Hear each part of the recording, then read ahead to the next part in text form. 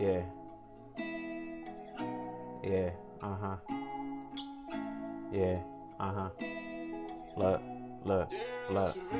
I got too much women in my backseat. They say juice, turn the car around and get your freak on. I got too much women in my backseat. Hey, I got too much women in my backseat. Hey, I got too much women in my backseat. They say juice, put a car around and get your freak on. I got too much women in my backseat. Hey, I got too much women in my backseat. Look, car full of models, they don't even like fashion. And please don't touch my radio, you know you gotta ask me. Sub in the back so they can hear us when we the sub in the back, I let her have the music blast. And you don't ask me, I'm blasting, just in the flow and in the blasting. Huh. Yeah. We back with another episode. That's how we doing it. I'm working on a couple songs that I'm writing, still going back and mixing some other songs. But, before we even get into everything, you already know what the deal is. Make sure you subscribe to the channel if you haven't subscribed. Like this video, please, because it's going to be eventful. Hopefully it's educational. Hopefully it's mind opening. Hopefully you find some inspiration, some motivation, and we're going to get into it. Before I begin, anybody out there, if you watching, if you know anybody, or even if you are looking to get some equipment for a home studio, I am selling some speakers, some JBL 308s, MK2s. If you want some speakers, you can hit me up for the price. And they're great condition. I kept them great, like outstanding condition. And the reason why I'm selling them is because I'm trying to get some other speakers. I'm trying to get them Yamaha HS8s. But again, the JBLs, they got that 8-inch sub, so it's a nice response for the bass. The tweeter is nice. Everything is pretty good. I just want to upgrade into some Yamaha. So if you looking for some speakers, if you know somebody that's looking for some speakers, I got some JBLs for you. Again, it's the JBL 308 MK2 model. So if you want to look those up, I'll give them to you for way cheaper than what the price is for some new ones. And I'm telling you, the condition is perfect. It's perfect. No scratches, no damages, nothing. It's perfect. So if you want some studio monitors, hit me up. But as you can see, as the name of the video is, top five, top five, top five. We are about to go over the top 5 cryptos in my opinion. My top 5 cryptos that I like the most out of all the other cryptos. Why I like them, like I said, we was gonna discuss. So, just to recap off of last week, I did watch that movie Finch on Apple TV with Tom Hanks. It was cool. It was cool. It has me thinking about a lot of about the future and how robots is about to impact our future, and how crazy artificial intelligence is really gonna get. But I'm not gonna get deep into that this episode. Excuse me. I'm gonna talk about it in another episode. But so we did that. The market had a nice bounce back after Friday's. What was that, Friday? Friday sell off on Black Friday. So the market had a nice bounce back today. The Nasdaq was up like 200 some points, I think. They was all up like 1.23% or something like that. Um, Everything had a nice bounce back, and I'm letting the stocks run up, and a lot of things that I've been looking at has been in the crypto space. Crypto has been so attractive to me. I was doing some research yesterday, and I came across just a mind blowing way to make money, and I just thank God that He continues to bless me with this wisdom every single day. It's literally like I might be late to the party. Like it's staking crypto, and I was already earning rewards on my crypto through the brokers that I hold my coins in, but that's not really the same as staking. Like when you staking, you get to see your daily rewards and see how much you are just earning every day just for allowing your crypto to be pulled together with other people's crypto to make sure that the blockchain technology stays true to itself to verify a crypto. So if there was like somebody with malicious crypto or with fake crypto in there trying to get into the system, your crypto is the one that's saying like, nah, we don't recognize this. We're gonna kick them out, and then unfortunately some of your cryptos get slashed. But again, I'm not gonna go into that. You could look up proof of stake cryptos and what it means to stake. But I found out, just mind blowing ideas of how I can make more passive income. And y'all, I'm just genuinely like excited. I can't wait. I can't wait to start. But let's get into it. So again, we got top 5 cryptos. I'm gonna go in order. Everybody already know. If you know me, number one for me is Ethereum. Number one is Ethereum. That's the top spot. Why do I like Ethereum? Well, Ethereum is like the technology or the blockchain where it can host a lot of other cryptocurrencies, and it has this smart contract platform. So we're gonna get into all that. I'll tell you what it means to have a smart contract, but what I mean by hosting all the cryptocurrency. So if somebody wanted to create a cryptocurrency, you're most likely going to do it on the Ethereum blockchain. It has over like 280,000 coins that was made on the Ethereum blockchain, and 40 of those coins are in the top 100 in terms of market cap. So Ethereum's blockchain is very, very popular. Again, it's not the only one that you can use to create a coin, but it's one of the most popular. So when people are looking to make new cryptocurrencies, it's most likely going to be Ethereum. Again, it has a chance of being made on other blockchain technologies, but Ethereum is the one that's like it's the dad. Like when you need something, you go into Ethereum. So I like that because of that feature. And again, with the smart contracts are basically like computer programs that are set to automatically execute like a agreement, or just let's say if you wanted to buy or if you wanted to sell an NFT. Let's say you created an NFT. Let's say if I was dropping music, I dropped a song, and I dropped it as an NFT release. I sold 10 copies for $1 each. If you wanted to buy those 10 copies, 10 different people could buy one copy. So now those 10 copies are in 10 different people's hands. But in the smart contract, I said, okay, just in case these people resell it, I want 10% of the resale every time it gets resold. That's the smart contract executed. I didn't have to sign no contract with the buyers. I didn't have to sign no contract with nobody else. I just put that in the smart contract computer.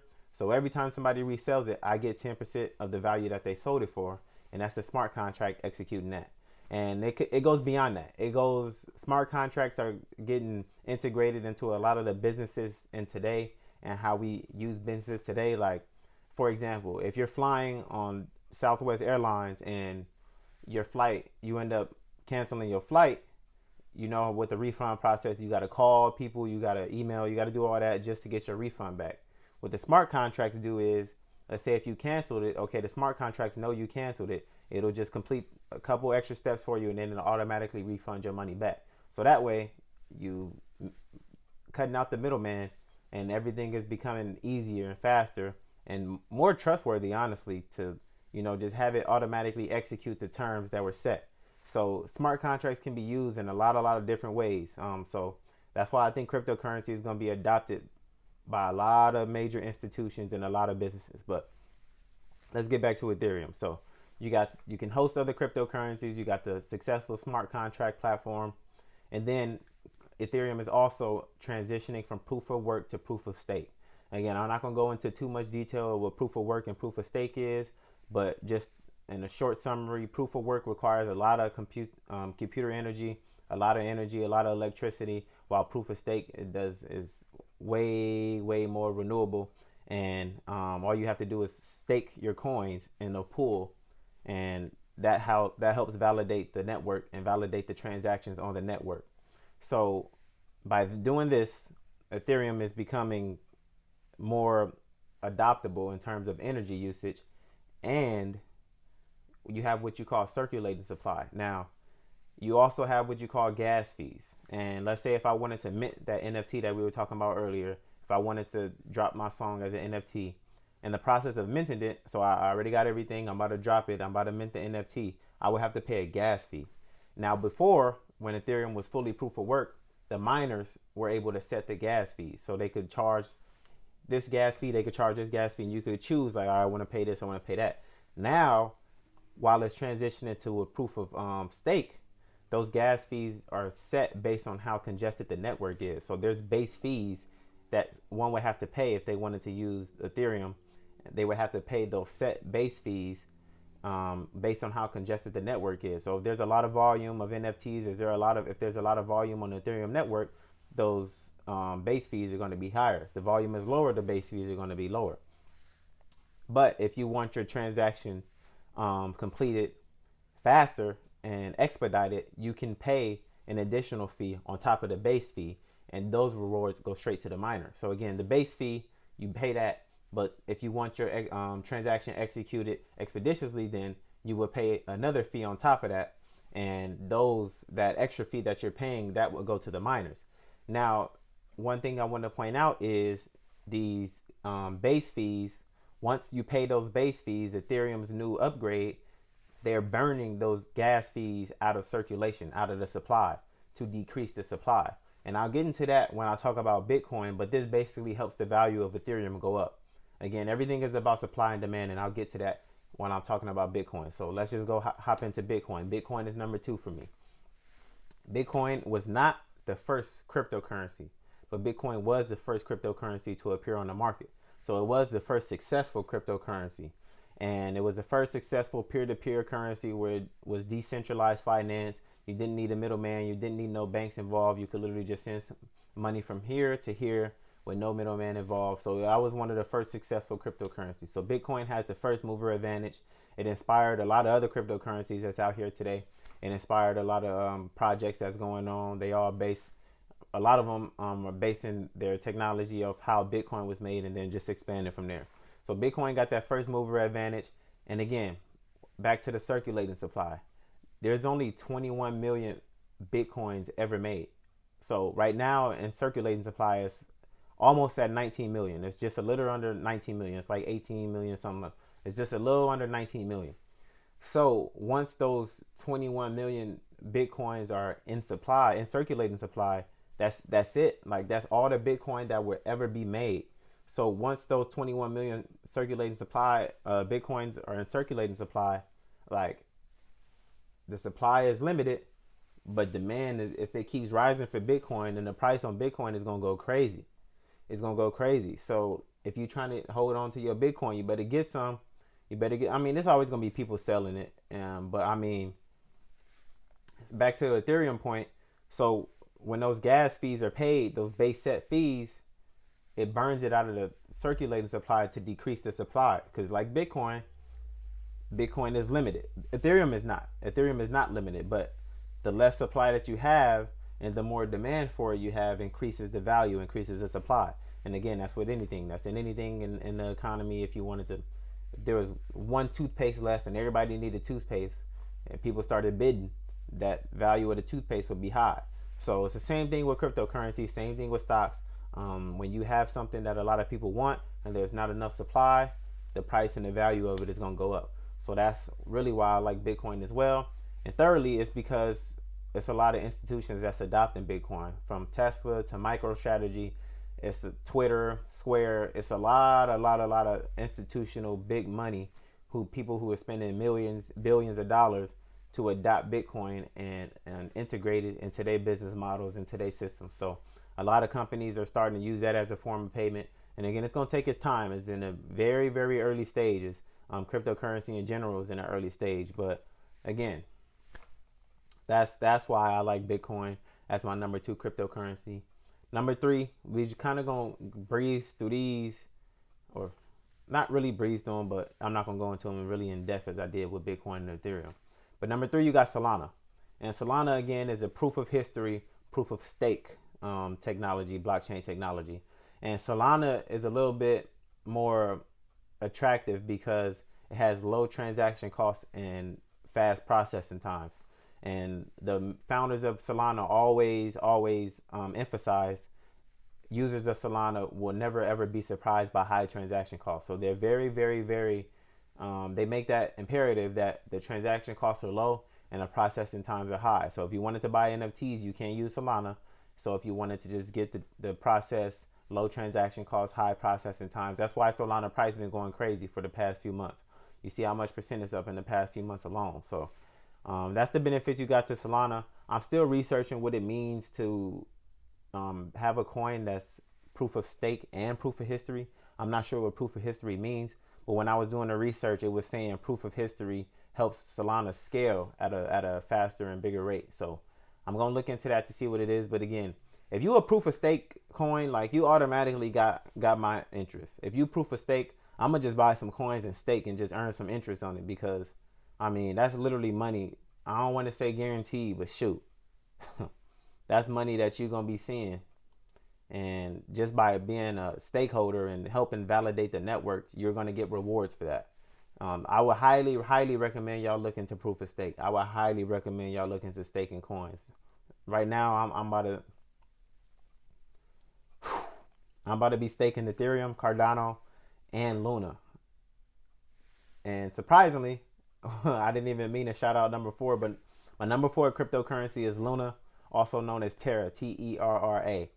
And I think this is very innovative because Luna is basically like pegged fiat stablecoin. So what I mean by that, let's say if you a businessman in America and you were outsourcing like your t-shirt or clothing company in South Korea, and you had a South Korea worker who did the work for you, you're like, okay, how can I send you money? If you wanted to just send like US dollars to the Korean won, it's kind of hard because those currencies are always fluctuating, as well as cryptocurrencies. You got Bitcoin, Ethereum, Solana, all those currencies, they're always fluctuating in price. They're going up one day, they're going down one day, as well as just regular US dollars. The value of the US dollar, European dollars, the Korean won, they're fluctuating. They're always going up or down. So it's kind of hard for you to like send that guy real value if the values are fluctuating. So what Luna is like, okay, they peg stable coins to each country's currency. So like for the US dollar, you have UST. For the Korean won, I think it's KRT and something like that. So what you would do is on the Terra blockchain, you would go buy UST and you would convert your UST to Korean won, and then you would send him Korean won currency, or however much he wanted to do the work for. You would send him the Korean won. And the thing about being a Luna stakeholder, again, go look at proof of stake, is every time something like that happens, every time a transaction is made on the Terra blockchain, if you're a Luna stakeholder, you're going to get rewards for that as well. So you can stake your Luna, and every time there's a transaction made on the Terra blockchain, again, y'all need to go look. On a side note, y'all need to go look at how widely South Korea has adopted cryptocurrency and how many major businesses, how many major cities, big cities in South Korea, major states in South Korea are using a lot of these cryptocurrencies. And again, stable coins I think are really a gem because they don't fluctuate in price like other cryptocurrencies. And that's really like the use of what I think is going to happen. Like, well, you got El Salvador adopting Bitcoin, but Bitcoin fluctuates in price. So if you have a pegged stable coin to every country's currency, you know how an innovative and oh my goodness, like I think it's just gonna go crazy. And if y'all see Luna's price action for the past few months over the year, like it was up like 16,000% on the year or something. A year ago it was like 58 cents. Right now it was like it's trading at like 49. So, and again, every time there's a transaction on the Terra blockchain, if you stake your Luna, you're gonna get rewards from that. If you seeing what I'm seeing, you seeing some money. But number 5, we got Cardano, and Cardano again is a proof of stake blockchain, which is also carries out smart contracts again. So I love smart contract protocols. I love blockchain technologies that run off of proof of stake, and Cardano has some uses for it already. A lot of agricultural companies are using it to track the produce from the field all the way into the store. You got like teacher credentials uses for Cardano. So you have a lot of benefits to that as well. I won't go too deep into that because Cardano honestly barely made it into my top 5. There's so many cryptocurrencies out there that attract me, that attract my attention, and it's kind of hard to just like keep up with a lot of them. But those are my top 5 cryptocurrencies, and those are the reasons why I like them. You got a lot of use cases for the top 5 that I listed. You got a lot of adoption coming through, so it's never too late. A lot of people get discouraged because they see Bitcoin at 58K, 60K. You see Ethereum at 4K. You feel like you missed it, man. Shoot, y'all better go grab you some, cause it ain't never too late. It ain't never too late. Those are my top 5 cryptocurrencies. Top 5. We got some new music on the way. I'm writing every single day. If you wanna come and play, you could look up in my face and tell that I'm serious. You sleeping like you delirious. Look, we got a lot of stuff coming soon. We got a lot of content coming soon. I really hope that you enjoyed this video. I hope it was educational for you. Next week we're gonna talk about some special things. You know, we got the cryptocurrency over this week. Next week I'm trying to see if I'm gonna go into like technicals in the market to try to show you why you shouldn't have those big reactions when a day like Friday happens. Or I could just go on specific companies. But I'll think about it. I'll think about it. Let me know if you have anything you want me to talk about. Comment in the video. Like, subscribe. Please share it with a friend, a family member, anybody you think will find this video useful. And again, we offer Instagram. We offer Snapchat. We're still on Twitter, Talking Tube. So hopefully you enjoyed this. I will see you next week. We out.